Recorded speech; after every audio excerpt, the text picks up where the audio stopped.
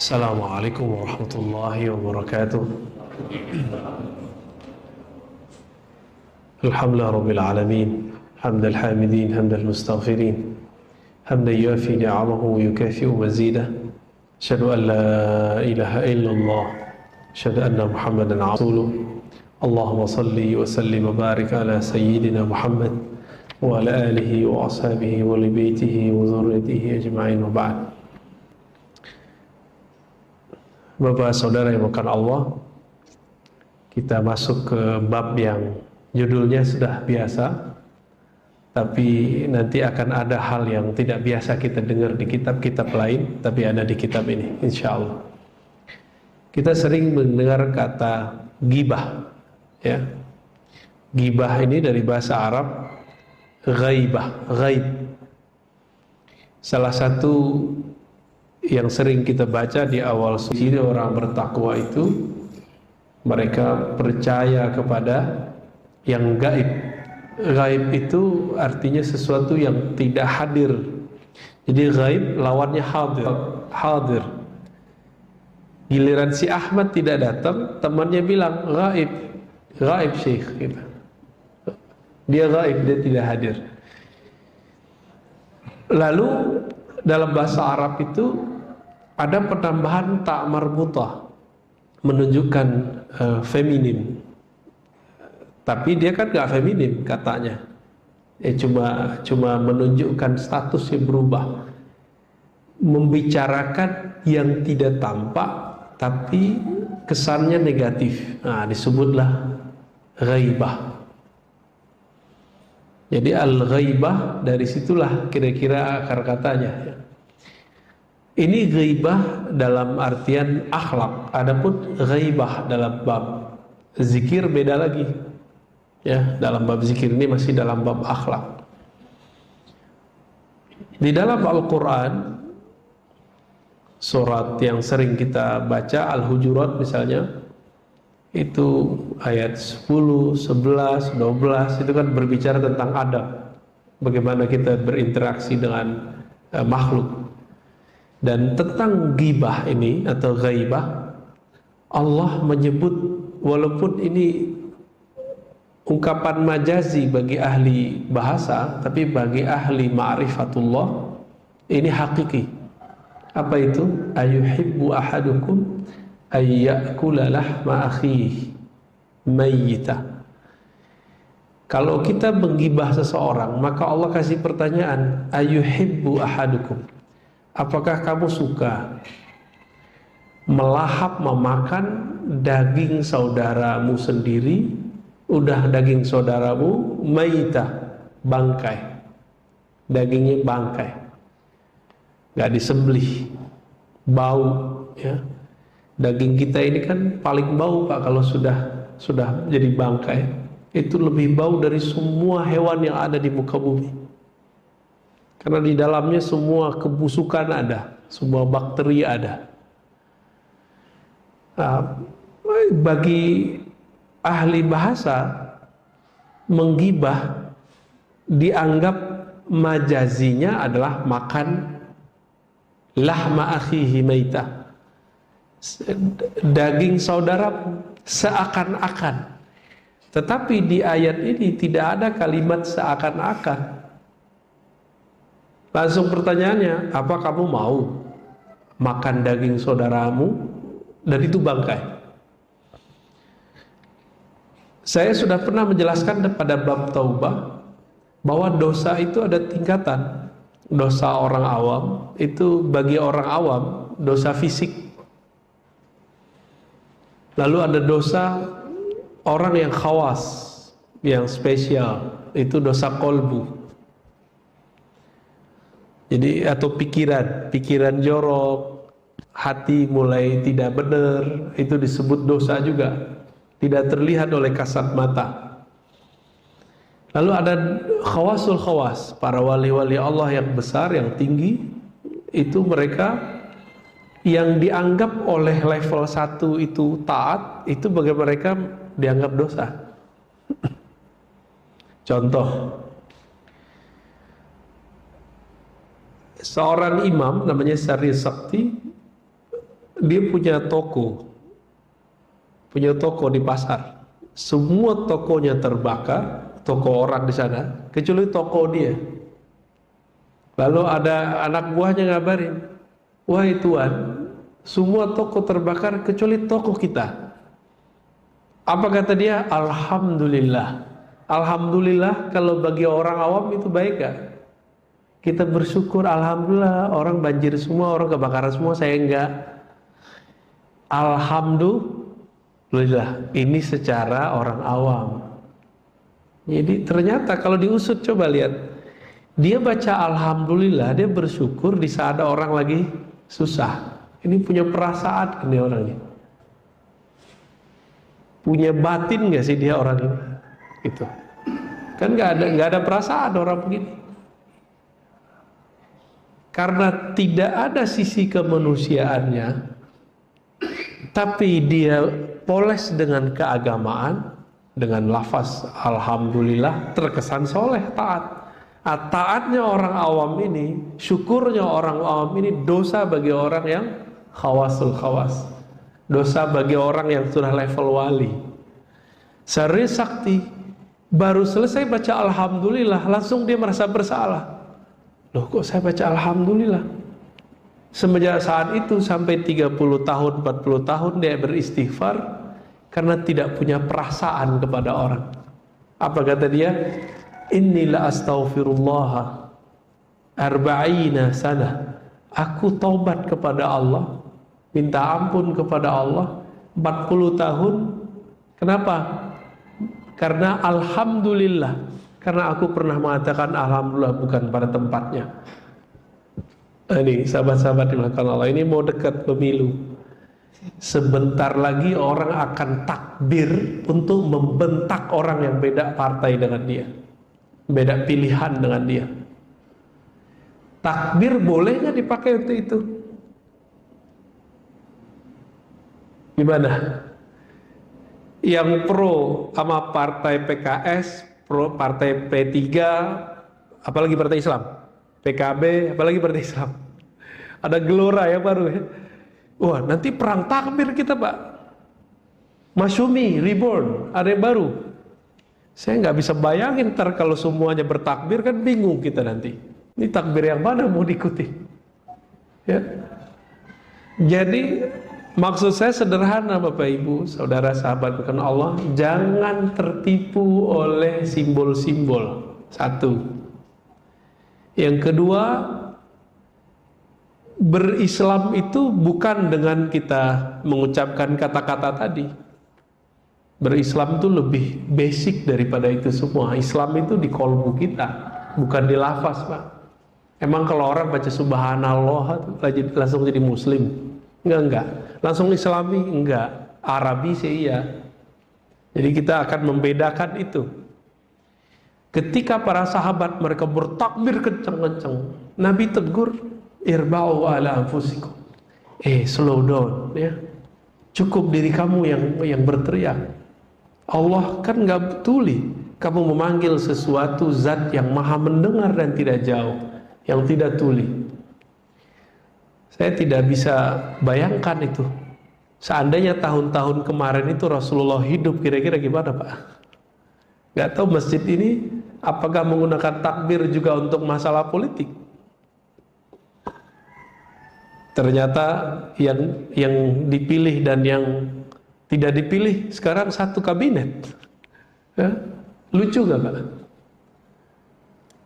Bagi saya itu agama dijadikan alat dan sekarang begitu. Dan itu dosa-dosa yang bagi saya itu bukan dosa kecil, Pak. Itu dosa besar. Karena meletakkan simbol-simbol takbir bukan pada tempatnya, itu dosa besar bagi saya. Gak tahu bagi Bapak semua ya. Kita kalau ngikutin adabnya Imam Sari Sakti, kita bisa tobat setiap saat. Saya pernah korban loh, Pak, saya dibentak pakai takbir. Kita bilangin, kamu gitu-gitu amat dalam berpolitik. Biasa aja. Aisyah sama Ali perang kok biasa aja. Langsung ditakbirin kita, Pak. Gak jauh dari masjid sini. Ya. Itu terakhir saya ngajar di situ. Sebelumnya kejadian juga kita jelas tentang kalau menentukan bulan, lihat bulan. Dibentak juga ada aki-aki. Ustaz, ente pakai otak, hari gini masa masih ngeliat bulan katanya. Nggak ada hadis-hadisan. Kira-kira kalau dihukumi secara hukum itu masih muslim nggak betul? Nggak ada hadis-hadisan, nggak zaman katanya. Loh, kita puasa kan ada hadisnya. Itu kira-kira kalau hukum akidah kafir gitu. Kafir Pak seharusnya. Coba saya nggak bentak dia pakai takbir Pak. Kita stop aja dia. Udah Pak cukup. Karena kalau dia terus-terusin bisa tambah kufur. Nah ini akhir zaman ternyata ini. Ya, akhir zaman ini. 2016 sampai 2019 banyak kawan saya yang sudah nggak mau Jumatan di kantor-kantor. Kenapa? Karena mimbar yang suci ini dijadikan sebagai ajang politik. Hasilnya kita udah ingetin, santai aja Pak politik, ntar juga kalian kaget-kaget. Bener. Yang dipilih, yang nggak dipilih sekarang satu kabinet. Mau diulang lagi cerita itu? Silakan ya. I'mal ma syi'ta. Lakukan yang kamu mau. Gitu aja. Kalau di dalam Al-Qur'an ketika Allah marah, apa kata Allah? Fa'budu ma syi'tum. Yaitu sembah sesuka kamu. Bukan berarti itu suruhan kebolehan menyembah apa saja.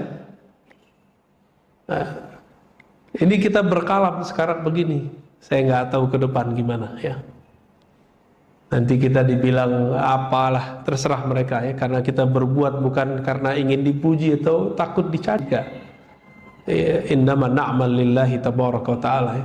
Kita berbuat insya Allah karena Allah Ta'ala ya. Suatu kali Imam Junaid sebutkan di kitab ini di bagian belakang menceritakan ra'aitu faqiran alaihi athar al-ibadah. Satu kali aku melihat ada seorang yang fakir, miskin, sepertinya rajin ibadah, tapi suka minta-minta. Wa faqultu fi nafsi, lalu aku berkata-kata dalam hatiku, launa anna haza amila amalan yasunu bihi wajah kana ahabba ilaih. Coba kalau orang ini mau kerja aja, badannya kan masih kuat, pasti dia nggak perlu minta-minta. Dia menggunjingkan orang itu, tapi cukup di hati. Bapak masih ingat siapa Imam Junaid? Siapa Junaid? Junaid ini imam wafat tahun 297 Hijriah. 297 Hijriah. Gelarnya Sayyid Taifah, pemimpin para ahli tasawuf. Tahun 297 sudah ada istilahnya pemimpin sufi. Berarti sufi itu sudah ada Hijriah. Ketiga Hijriah disebut salaf gak? Salaf, berarti salaf itu di dalamnya ada sufi, ada imam mazhab. Tapi mereka itu hari ini yang dibantah oleh kelompok-kelompok yang bakal menjadi khawarij masa depan. Lalu mereka mengatakan tidak ada sufi, sufi zindik, sufi khurafat ya. Dan yang paling lucu itu apa? Imam Junaid ini kan gurunya Imam Asy'ari ya. Gurunya Imam Asy'ari, ilmu kalam yang sudah diahlus sunnahkan. Jadi saya diejek-ejek oleh mereka, ya saya nggak merasa diejek, merasa ketawa. Jadi mereka ngutip pengharaman Imam Syafi'i terhadap ilmu kalam. Apa arti ilmu kalam? Tetapi mereka menerjemahkan ilmu kalam itu filsafat. Loh, dari mana kesamaan kalam dengan filsafat? Gak ada. Jadi Imam Syafi'i itu melarang orang belajar kalam, karena ilmu kalam di zaman Imam Syafi'i itu adalah ajaran akidah Mu'tazilah yang menolak takdir dan mereka mendahulukan akal daripada kitab dan sunnah. menyebut ajarannya kalam.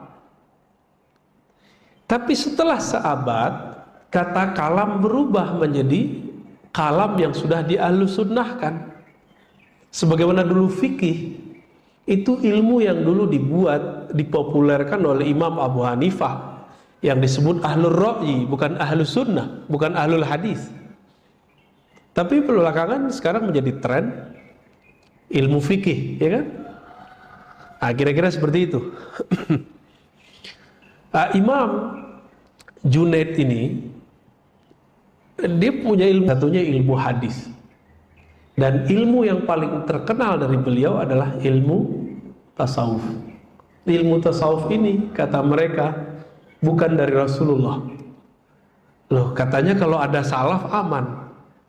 Giliran salafnya kita majuin, oh dia nggak mau terima juga, ya. Oke, apa yang kejadian pada beliau? Falamman saraftu ila baiti wa syara'tu fi wirdi thaqula alayya fi jami'a anwa'ihi fanimtu anha faraitu dhalika al-faqir qad ji'a bihi ala khawan wa qila li kull lahmihi faqad ikhtabta, ya. Kalau diterjemahkan secara bebas, ketika aku pulang sampai di rumah, biasanya Imam Junaid ini kalau nyampe ke rumah bukan mau tidur, Pak. Kalau kita pulang mau ngapain? Mau tiduran dia, mau nonton, mau main handphone. Nah, ini beda dia. Di zaman itu belum ada smartphone. Maka beliau radhiyallahu ta'ala anhu kemudian memulai membaca wiridnya. Saqula alayya jami'a anwa'i. Tapi kok bacanya berat? Biasanya bacanya nikmat, kayak orang melahap makanan. Ini baru mulai istighfar sudah berat, mulai syahadat sudah berat. Ada yang bisa konsentrasi. Lalu tertidurlah beliau. Ketika tertidur, tiba-tiba ada yang datang membawa, ya, orang ini, ada bangkainya. Terus apa katanya? Kul min lahmihi faqad ikhtabta. Ini ada daging bangkainya orang yang kamu omongin di hatimu itu, makanlah dia. Lalu Junaid ngerti fikih, dia fikihnya fikih Imam Tsauri. Fikih Tsauri sudah nggak ada, Pak, sekarang, ya. Sufyan Ats-Tsauri, ya. Ada yang mengatakan dia pakai fikih Ishaq, ya. Innama qultuhu fi nafsi. Aku kan cuma bergumam dalam hatiku, belum melafazkannya. Nah, ini untuk meluruskan, karena ibu-ibu, bapak-bapak ini banyak bilang, ini kan kenyataan, yang saya omongin kenyataan, berarti ini bukan gunjing. Lah, itulah yang disebut gunjing. Gunjing itu membicarakan sesuatu yang nyata. Kalau enggak disebut fitnah, ya. Faqila li, lalu dikatakan kepada Imam Junaid, mithluka la yaliqu bih.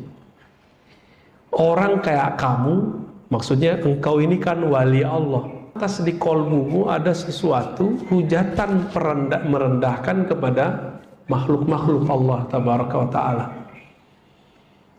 Berat jadi wali, Pak, ya. Mau jadi wali? Enak, Pak, jadi wali, jadi kekasih Allah. Tapi adabnya gitu, ngelihat ada pengemis nggak boleh, sedikit pun suuzon nggak boleh. Gimana? Kuat gak?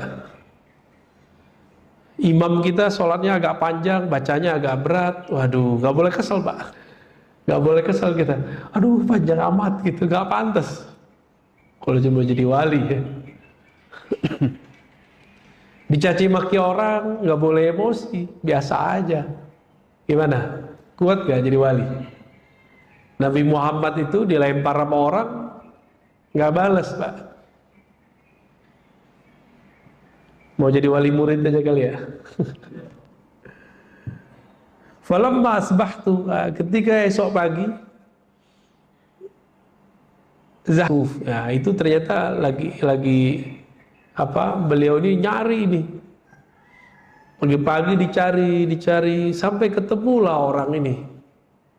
Faqala li, aku mengucapkan salam kepadanya, lalu dia mengatakan, ya Abul Qasim, ya Abul Qasim ata'ud? Fakultu la. Pengemis ini mengerti Pak apa yang terjadi. Ketika Imam Al-Junaid mengatakan Assalamualaikum, belum ngomong, orang ini yang tadi dibicarakan di hatinya langsung bicara, Abul Qasim, apakah engkau akan mengulang kembali apa yang kamu lakukan kemarin, yaitu membicarakan aku di hatimu?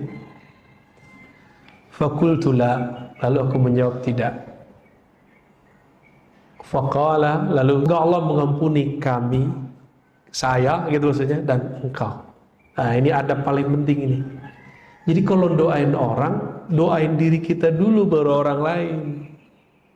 Ini kan sekarang banyak nih lagi tren, Allah yahdik, semoga Allah memberi hidayahmu. Iya, kalau Allah ijabah, ente gak dapat hidayah, dia dapat hidayah. Ini kan sekarang lagi tren ya. Kita beda dikit sama dia bilang Allah yahdik, ya kita aminin.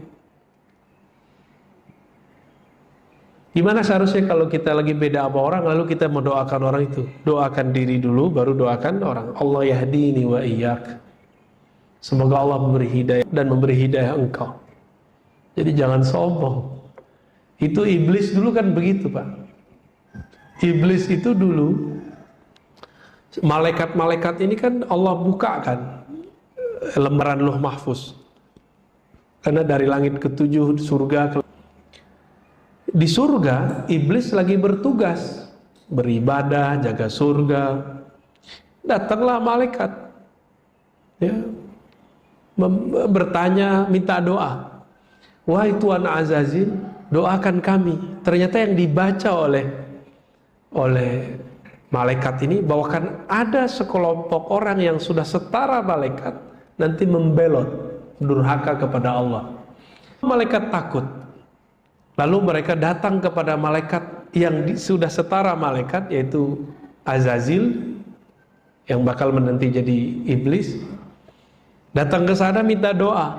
Apa kata si Azazil yang lagi jaga surga? Ya, saya doakan ente selamat semua, tapi dia lupa melupakan mendoakan dirinya. Jadi orang-orang yang merasa dirinya suci, merasa dirinya akan selamat, lupa mendoakan dirinya, nanti begitu, ya, anak buahnya Azazil semua itu, iblis. Ya. Baik, nah ini cerita yang paling inti di sini. Ternyata hal yang sama terjadi pada Imam Khalid. Maulana Imam Khalid Al-Baghdadi Summat Dimashqi. Beliau pemimpin tariqat 5 tariqah, Naqsyabandiyah, Qadiriyah, Khistiyah, Suhrawardiyah. Lalu yang sudah ditajdid namanya Mujaddidiyah. Imam Khalid ini ahli hadis juga, ahli zikir. Suatu kali dia lagi tawaf di Masjidil Haram. Tiba-tiba ada orang nyandar di satu tiang, kakinya selonjoran ke Ka'bah. Beradab nggak Pak? Saya ngelihat di masjid ini sering nih ada orang lagi khutbah selonjoran kakinya ke kiblat. Itu kalau ngikutin adab, nggak beradab itu Pak. Secara hukum fikih, saya boleh negur dia. Kenapa? Yang boleh itu dia mendekap, ihtiba. Ada yang coba contohin ihtiba. Gitu tuh boleh Pak. Bagus begitu tuh. Jangan diselonjorin, nggak beradab. Tapi kayaknya sering, apalagi kalau khotibnya beda sama dia tuh, dia selonjorin terus kakinya tuh. Itu nggak beradab sama sekali. Ternyata orang ini ujian bagi Imam Khalid. Dalam hati dia lagi tawaf. Orang tawaf boleh nggak ngomongin orang dalam hatinya? Atau zikir? Yang bener ngapain? Kita lagi tawaf. Tawaf ini kan sama dengan sholat Pak. Sholat itu tawaf sebenarnya.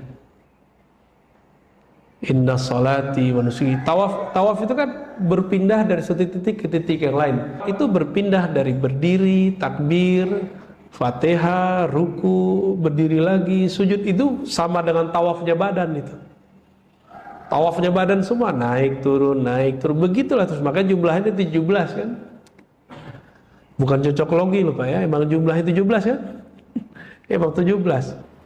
Maulana Imam Khalid Beliau ini belum jadi wali besar ya, tapi sudah jadi mursyid Thariqat Qadiriyah saat itu. Belum jadi mursyid tarekat lain. Mursyid ini kan guru yang sudah dapat ijazah, langsung ijazahnya dari ayahanda beliau sendiri. Lagi tawaf, dia baca kitab salawat namanya Dalailul Khairat. Kitab Dalailul Khairat ini, kitab salawat dia baca, fokus. Bilang apa? Aki-aki tambah tua kok tambah nggak beradab. Tambah tua kok tambah nggak punya etika. Gitu dalam hati dia. Kejadian buat-buat. Bukan kejadian cerita dongeng. Ini cerita asli. Maulana Imam Khalid ditegur lengkap dengan namanya. Lalu dia lihat, loh ini aki-aki yang tadi kok tahu nama saya. Ketika ditegur, orang itu ngomong, Khalid, gurumu yang akan membuat engkau menjadi wali Allah bukan di sini, lagi di daerah timur, Uzbek, Afgan, sono lagi gitu, udah nyampe ke ujung sana. Terus dalam hati dia mikir, loh kok dia tahu kalau saya lagi nyari guru, nyari wali di Mekah. Jadi saya juga ngalami yang sama, Pak. Saya mau cari wali Allah di Mekah, nggak ketemu-ketemu. Wali Allah yang saya maksud yang ahli ma'rifat. Kalau orang taat, orang berilmu banyak. Tapi yang cari ma'rifatullah, ma'rifatul zatillah itu nggak banyak. Beberapa kali kita umroh nggak ketemu. Sengaja saya itu nggak mau bawa jamaah, jadi jamaah biasa. Nggak ketemu guru yang saya cari. Persis seperti kita cerita Maulana Khalid. Bedanya Maulana Khalid ditegur, guru ente di sono. Udah cepet-cepet selesaiin umroh hajimu, berangkat. Ke depan jangan pernah suuzon lagi sama orang. Begituin masih aki-aki itu. Ya ampun ya Pak. Kenapa? Selevel dia kan sudah wali biasa, wali umum. Gak boleh menyia-nyiakan kolbunya. Jadi kalau kita ini mau jadi kekasih Allah, kita wajib Pak sebenarnya jadi kekasih. Merana nanti di surga, di neraka merana ntar. Di surganya merana, apalagi di neraka Pak. Jadi orang kalau belum jadi kekasih Allah, di surga aja nanti dia stres. Tapi stres ala surga itu masih enak. Di surga itu nikmat seksual, nikmat makan, minum, rekreasi, semua dikasih. Saya mau tanya Bapak Ibu nih, yang sudah pernah nikah loh ya. Kalau begitu mulu tiap malam, bosan nggak? Kayak malam pertama terus, bosan Pak. Nanti akan ada titik jenuhnya ahli surga. Maka mereka mengatakan, Ya Rabb, arina wajhak. Tolong tunjukkan kami wajah engkau pemilik surga. Berarti surga mendapat bidadari 72 seperti bidadarinya teroris. Kan teroris bunuh orang supaya dapat 72. Loh kita 72 mah dikit. Dikit itu Pak. Hadisnya di Tirmizi dan tidak sampai derajat sahih seperti di Sahih Bukhari Muslim. Hadisnya kalau mau dapat 72 bidadari, boleh nggak apa-apa, kita juga mau kok. Tapi nggak dengan cara bunuh orang. Emang ada Pak mahar surga, bunuh orang nggak bersalah. Itu orang waras nggak tuh beragama? Beragama itu afalah ta'qilun, orang waras. Tapi hari ini kok orang beragama nggak waras, itu kok muncul begitu? Apakah ini fenomena orang stres beragama? Ya udah jadi teroris aja deh gitu ya.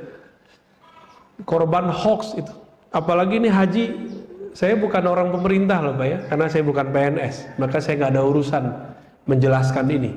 Tapi kita perlu meluruskan, kita ini jangan kemakan hoax.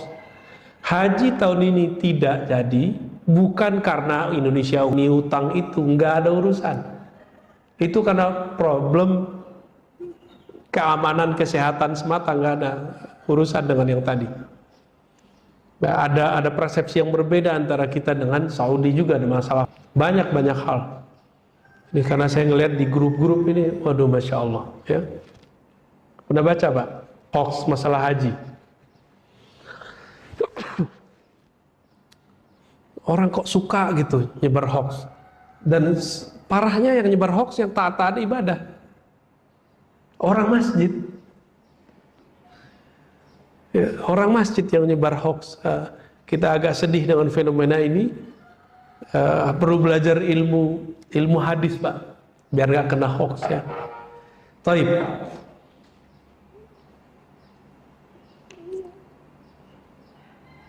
Terakhir yang mau saya bacakan di sini, dikatakan di sini bahwa Imam Sufyan bin Uyainah pernah menyebut tentang persoalan gibah, ya, menggibah orang di depan Imam Ibnu Mubarak. Ibnu Mubarak ini wafat tahun 181 Hijriah, ya, masih ulama salafus saleh. Kitab-kitabnya dijadikan sandaran.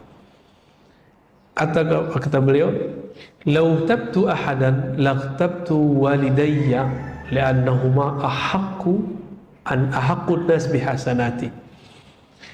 Kalau aku mau mempergunjingkan orang, tentulah orang yang paling pantas aku bergunjingkan adalah kedua orang tuaku. Apa sebab? Mereka lah yang paling berhak terhadap kebaikan-kebaikanku. Jadi Bapak kalau ngomongin saya nih, itu sholat tahajud Bapak pindah ke saya, Pak. Asik nggak tuh diomongin orang? Ya, ini beberapa hari ini saya dicaci maki terus, Pak, dan saya senang-senang aja. Ya. Kenapa? Karena kita ngerasain mereka transfer amal, karena ada kesalahan dalam cara mereka dalam berkomunikasi, memahami kata-kata kita. Ya. Lain waktulah saya cerita ya. Jadi ke depan ini saya kabarin aja ya. Akan ada perang, tapi bukan perang militer dalam waktu dekat, tapi perang ideologi dan teologi. Nah, ideologi sudah mulai luntur nih. Yang ada sekarang perang teologi, perang akidah sesama muslim, Pak. Saya berharap jamaah kita bisa tahu jalannya, dia ahlus sunnahnya bersanad atau tidak ya. Karena sekarang banyak ngaku ahlus sunnah. Maka nanti antara kelompok dengan kelompok akan menggibah kelompok yang lain. Apakah ini boleh? Nah, bukan lagi menggibah, merendahkan. Jadi suatu kali ada seorang mengatakan bahwa para ahli zikir yang berzikir dengan biji-biji tasbih itu sama dengan Yahudi. Orang-orang yang belajar sifat 20, Allah wujud qidam baqa, itu orang-orang yang sesat. Gitu, ngomongnya gitu, Pak. Firqatun dolah. Nah, itu mereka sudah serentak, mereka tidak merasa memfitnah kita. Lalu saya pernah coba ngomong sedikit saja, dan itu bukan cacian, bukan fitnah. Saya lagi muji malah. Bahwa waktu saya pergi ke Israel sana, saya melihat ada Yahudi ortodok yang anti dengan Zionis, jenggotnya mirip dengan jenggot salah satu kelompok itu. Mirip. Kita bilang Yahudi mirip mereka, tapi mereka balikin. Ar-Razi memfitnah kami bahwa kami mirip dengan Yahudi. Pemutar balikin nggak? Karena komunikasi mereka nggak beres.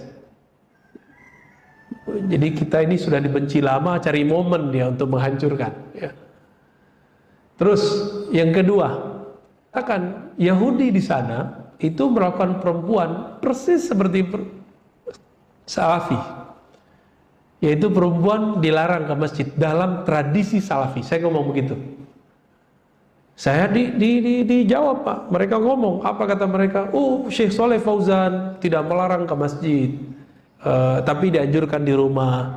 Oh, sebuah dalil, itu mah Syekh Soleh Fauzan. Pakai dalil, itu mah Rasulullah. Tapi ada nggak Salafi yang mengizinkan istrinya sholat di masjid? Ada nggak, Pak?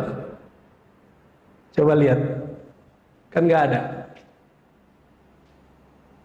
Walaupun fatwa ulamanya tidak dilarang, Nah, kita ngomong dari atau ajaran, ya, tergantung dia milih yang mana. Itu kemudian mereka menyerang kita, ya. Nah, saya jelaskan begitu. Jadi mereka sudah mulai, Pak, setiap hari hampir 1000 kali saya dicaci maki oleh mereka, dan kita nggak merasa difitnah, biasa aja. Kita coba ngomong begitu, itu emosinya bukan main. Saya pegang tasbih, disebut mirip Yahudi, saya nggak marah, Pak. Ya. Tapi giliran Yahudi kita katakan itu pujian, karena jenggotnya Yahudi ini mirip dengan jenggotnya Sayyidina Harun. Pujian nggak tuh? Mereka kemudian memotong video itu dan dijadikan sebagai cara untuk mencaci maki kita. Jadi sekarang ada gerakan caci maki berjamaah setiap hari, ya, setiap hari. Dan saya harap teman-teman tidak terpancing, ya. Jangan balas mencaci maki lagi, santai aja kita, ya. Kita mau balas dengan keilmuan aja. Idfa billati hiya ahsan. Kalau ahli kitab aja kita harus balasnya dengan baik, apalagi dengan sesama muslim. Walaupun mereka nggak baik ke kita, walaupun mereka bilang kita sesat, ya. Antum dibilang sesat loh. Pakai sifat 20 nggak, Mas? Allah wujud kita mau ente sesat ente. Pakai tasbih nggak kadang-kadang? Pakai ulah Yahudi ente. Digituin, kita digituin sudah bertahun-tahun, Pak. Dan kita nggak marah, kita biasa-biasa aja. Giliran kita bilang coba jenggot Yahudi sama dengan jenggot dia, ngamuknya bukan main. Beragama kok kayak binatang buas, ya.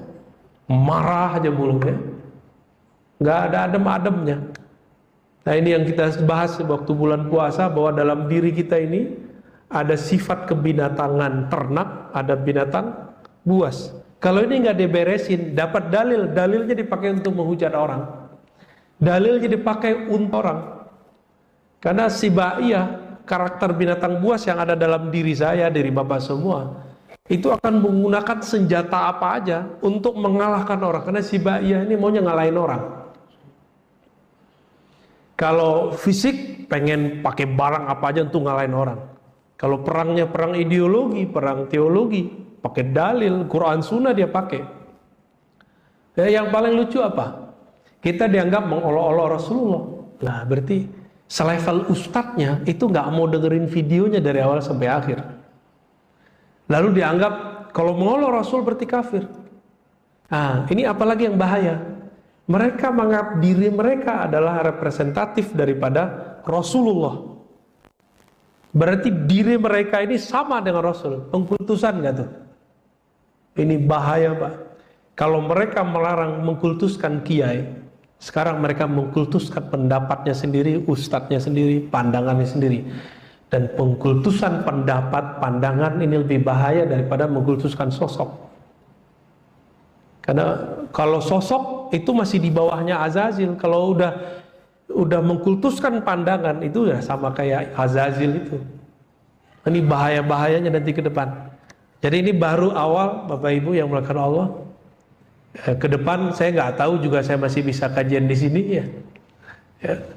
Wallahu alam.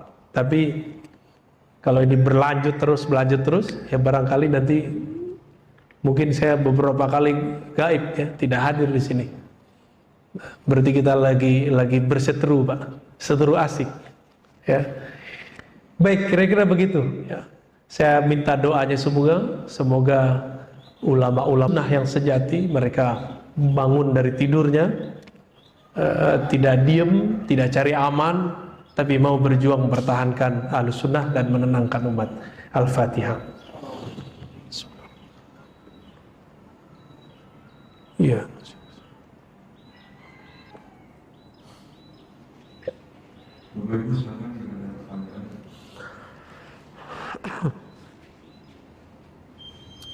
Gimana? Udah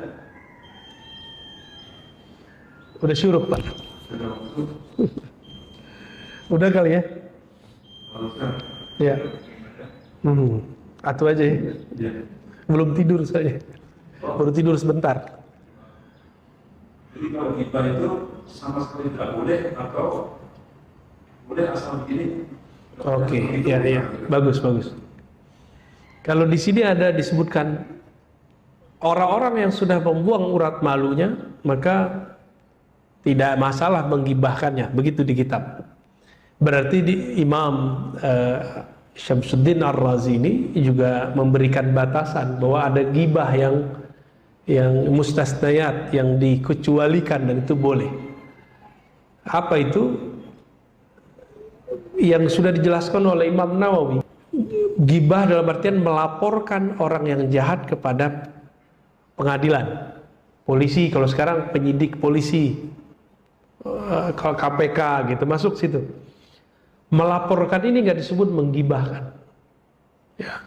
Terus yang kedua, mengajari anak-anak supaya tidak mengikuti orang-orang yang sesat. Tapi ini bahaya, Pak.